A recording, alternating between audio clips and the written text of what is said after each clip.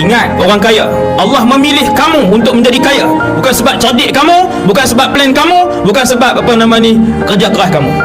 Allah pilih tak harta tu bilion-bilion, juta-juta di tangan kamu, nak tengok takat mana kamu bantu orang susah. Nabi masuk syurga. Nabi kata siapa majoriti ahli syurga? Orang miskin. Orang kaya duduk mana? Selalunya orang bila Allah bagi kaya, dia lagi kedekut ke lagi pemurah? Lagi kedekut.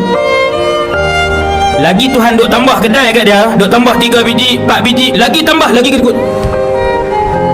Syarikat daripada 2 jadi 4, jadi 5, lagi tambah, lagi kedekut. Aku melihat majoriti ahli syurga itu di kalangan fuqara, kata Nabi, di kalangan orang miskin. Majoriti miskin.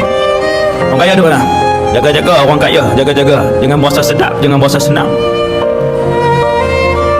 Majoriti kalian di dalam neraka. Orang kaya, majoriti kalian di dalam neraka. Ada orang kaya dalam syurga? Sikit.